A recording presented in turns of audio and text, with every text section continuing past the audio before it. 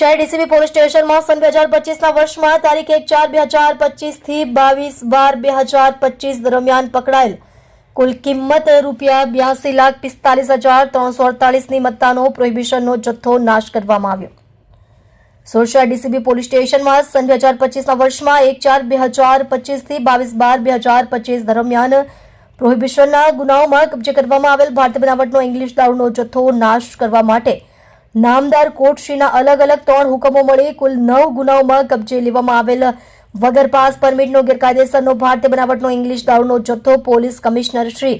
સુરક્ષાના નિયત કરવામાં આવેલ પ્રક્રિયા મુજબ કમિટીના સભ્ય નાયબ કલેક્ટર અને sub divisional magistrate Shri city પ્રાંત ઉત્તર વિભાગ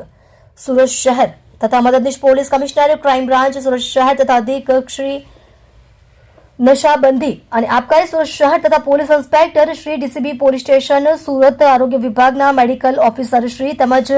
ફાયર માર્શલ લીડર શ્રીનાઓની હાજરીમાં સુરત મહાનગરપાલિકાના 2 રોલરથી બમરોલી ગામ 4 રસ્તા મિલન પોઈન્ટ આગળ તિરુપતિ રોડ ડુંડી ગામની સીમમાં CETP પ્લાનવાળા બિનવપરાશ રોડ પાસે ગેરકાયદેસરનો ભારતીય બનાવટનો ઇંગ્લિશ દારૂનો જથ્થો જુદા જુદા માર્કાવાળી બાટલીઓ જેમાં 750 મિલીની બાટલી નંગ 1742 તથા 375 મિલીની બાટલી નંગ 1006